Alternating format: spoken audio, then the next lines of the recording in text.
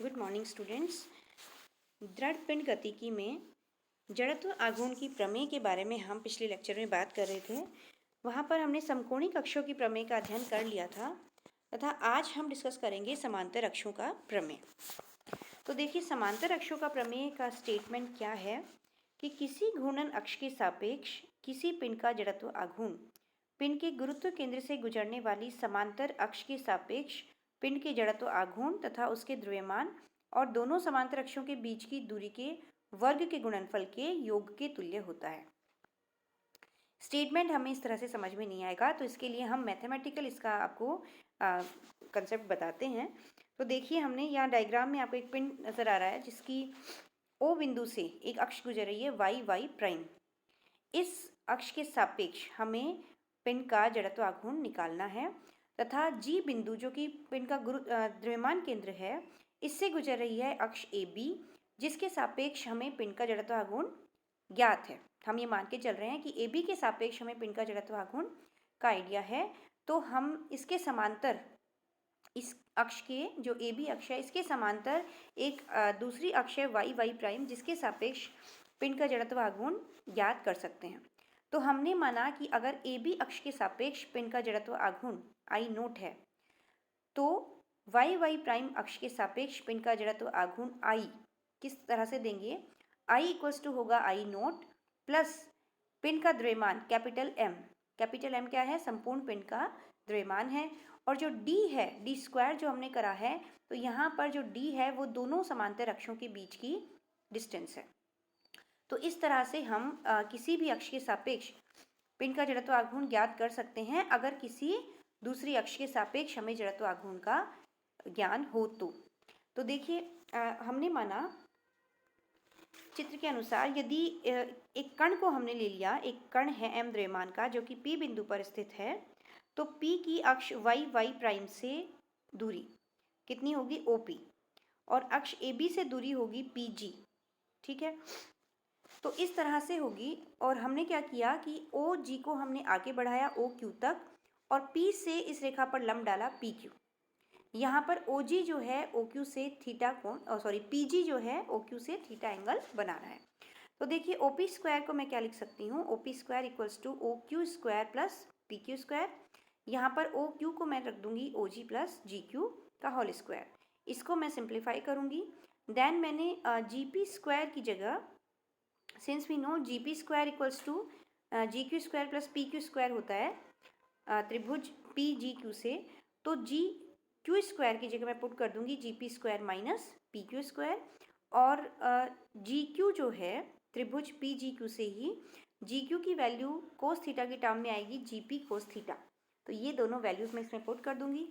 Then P Q square cancel out हो जाएंगे, तो रिमेनिंग क्वांटिटी होगी O P square equals to O G square plus G P square plus 2 OG G P cos theta.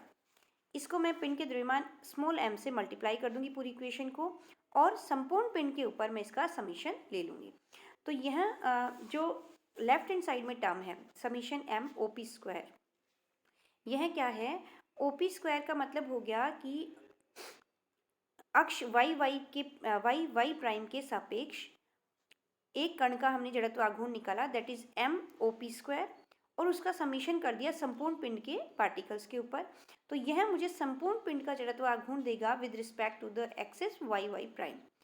तो इसको मैंने आई लिख दिया। इसी तरह से ओ जी स्क्वायर जो है, O G square is a constant quantity, क्योंकि ओ जी हमेशा कॉन्स्टेंट रहेगी, जो दोनों अक्ष हैं उनकी स्थितियाँ नियत हैं। तो जो डी स्क्वायर है वो हमेशा कॉन्स्टेंट क्वांटिटी है, इसको मैंने समीशन से बाहर ले लिया and multiply by summation m plus summation m G P square plus जो summation 2m O G into G P cos theta है उसको मैंने लिखा, यहाँ पर मैंने ओ जी की वैल्यू पुट कर दी 2d summation m G P cos theta. Then again हम पुट करेंगे i equals to D square summation m plus जो summation m G P square है वो क्या है? m into G P square है कण जो m द्रव्यमान का कण है उसका जड़त्व आघूर्ण with respect to A B axis, और जो ये ए बी एक्सिस है ये पिंड के द्रव्यमान केंद्र से गुजर रही है। और इसका जब समीशन लेंगे हम संपूर्ण कणों के लिए, तो उस जड़त्व आघूर्ण को मैंने कह दिया I naught. Plus 2d summation m G P cos theta.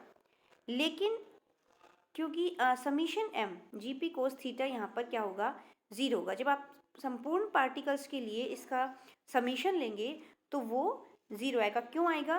क्योंकि ए बी द्रव्यमान केंद्र के सापेक्ष जाता है तथा द्रव्यमान केंद्र के प्रति कणों के द्रव्यमान आघूर्णों का योग 0 होता है। और समीशन m जी पी जो है वो द्रव्यमान केंद्र के सापेक्ष पार्टिकल का क्या है, द्रव्यमान आघूर्ण को बता रहा है। और जब हमने समीशन ले लिया, संपूर्ण पिंड के लिए ले लिया, तो सभी कणों का टोटल द्रव्यमान आघूर्ण द्रव्यमान केंद्र के रिस्पेक्ट में 0 होता है। तो ये क्वांटिटी हमारी 0 हो गई। तो रिमेनिंग क्या रहा, I equals to I naught plus D square summation m। और समीशन m क्या है, सभी कणों के द्रव्यमानों का योग, that is equivalent to the mass of the whole part system, that is capital M। तो I इक्वल्स टू हम पुट कर देंगे I naught plus M D square. तो यह जो थ्योरम है समांतर अक्षों का प्रमेय, ये हमें क्या बताता है कि किसी घूर्णन अक्ष के सापेक्ष अगर हमें एक पिंड का जड़त्व आघूर्ण निकालना है तो वो इक्वल होगा गुरुत्व केंद्र से गुजरने वाली जो उसकी समांतर अक्ष है, उसकी समांतर अक्ष होनी चाहिए। सेकेंड थिंग, वो गुरुत्व केंद्र से गुजरनी चाहिए।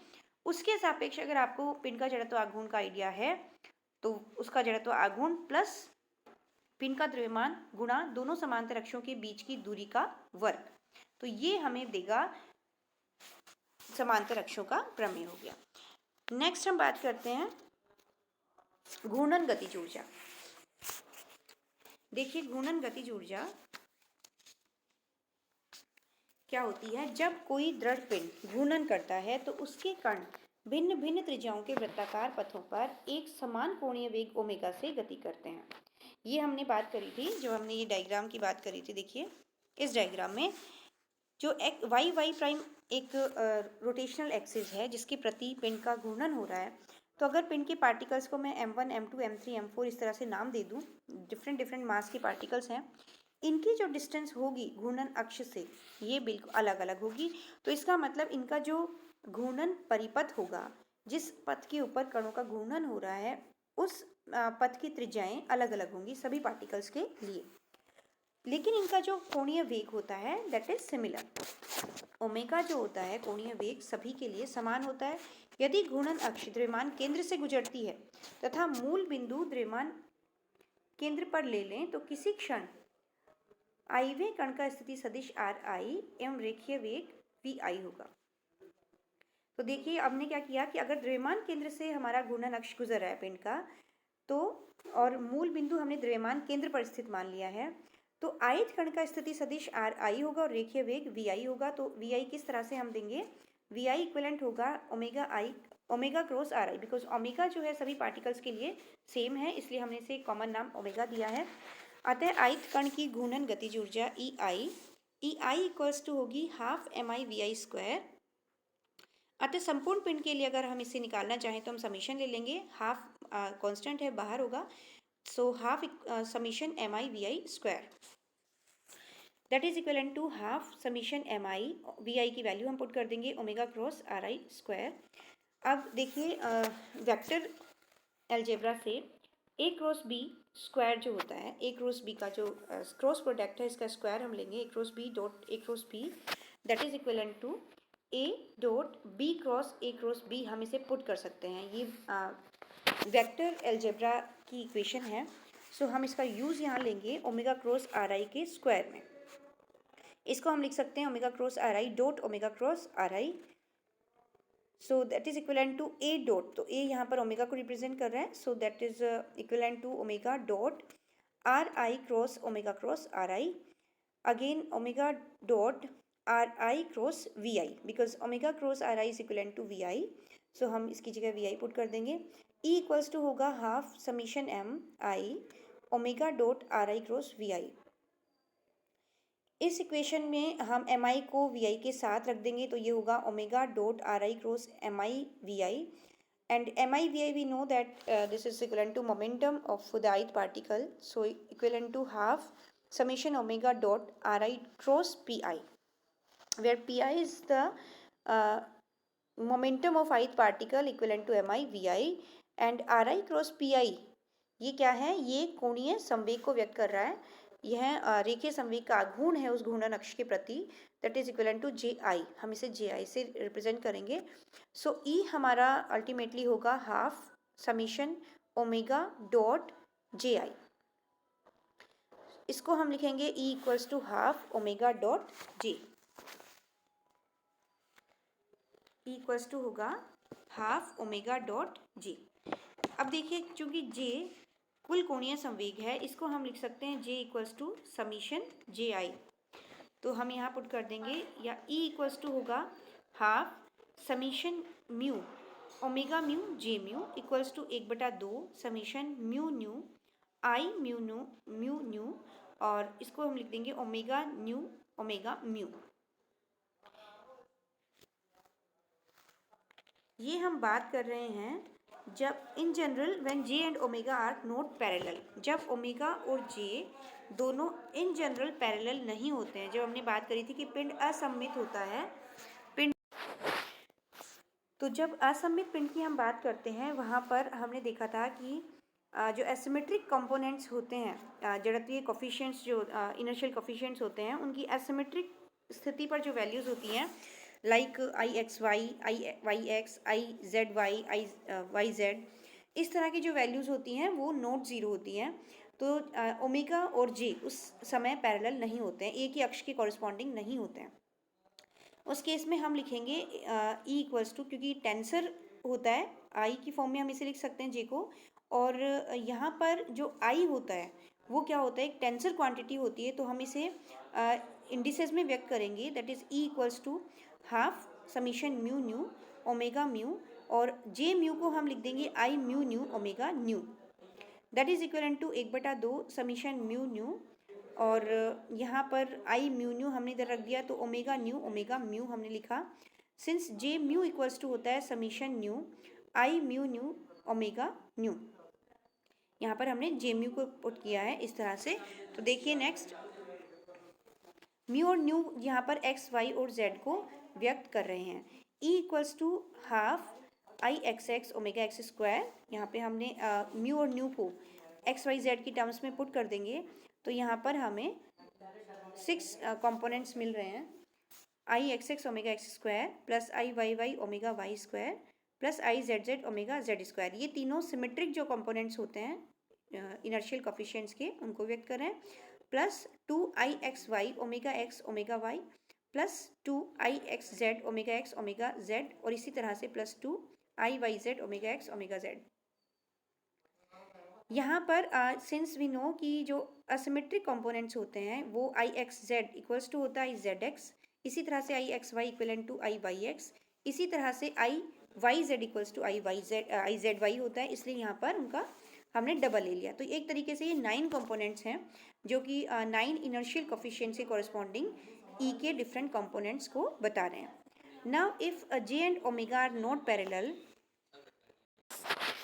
तो यहाँ पर देखिए अगर जे और ओमेगा अगर पैरेलल नहीं है, उस केस में क्या होगा, माना कि रोटेशन अराउंड एक्स एक्सिस है, एक्स एक्सिस के अराउंड पिंड रोटेट कर रहा है, उस केस में ओमेगा वाई और ओमेगा जेड के कंपोनेंट्स जीरो होंगे।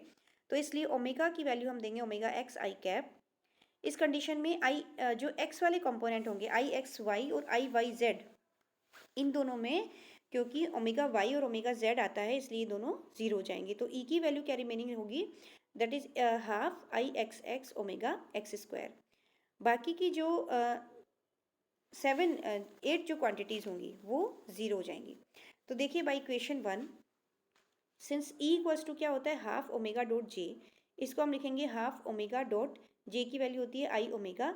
अगर rotation axis X Y Z हैं जो कि प्रिंसिपल एक्सिस कहलाती हैं, तो उस केस में आई एक्स एक्स को हम आई एक्स पुट कर देंगे, आई वाई वाई को आई वाई पुट कर देंगे, आई जेड जेड को हमने सिंप्लीफिकेशन के लिए आई जेड पुट कर दिया, और जो एसिमेट्रिक कंपोनेंट्स होंगे आई X Y I Y Z और आई जेड एक्स, इन तीनों की वैल्यू जीरो हो जाएगी। तो यहाँ पर ई की वैल्यू हम देंगे half I X omega X square plus I Y omega Y square plus I Z omega Z square. Example के लिए अगर स्फेरिकल शेप का है पिंड, तो उस केस में आई एक्स आई वाई और आई जेड तीनों इक्वल होंगी, और उसको हम आई ले सकते हैं। तो यहाँ पर जो ई की वैल्यू होगी that is half omega X square plus omega Y square plus omega Z square, और omega X square plus omega Y square plus omega Z square जो वैल्यू है वो ओमेगा स्क्वायर के इक्विवेलेंट है। तो ई की वैल्यू होगी हाफ आई ओमेगा स्क्वायर। तो ये जो हमने बात करी, ये घूर्णन की गतिज ऊर्जा है। घूर्णन गतिज ऊर्जा की जो वैल्यू होती है that is half omega dot जे से हम व्यक्त करते हैं। और पिंड की शेप के ऊपर ये डिपेंड करेगी कि किस तरह का पिंड है, सममित है, असममित है, स्फेरिकल है तो उस केस में तीनों इक्वल होंगे, इलिप्टिकल होगा तो दो एक्सिस सेम होगी और बाकी एक डिफरेंट होगी, इस तरह से। तो हम घूर्णन गतिज ऊर्जा को कैलकुलेट कर सकते हैं। Thank you.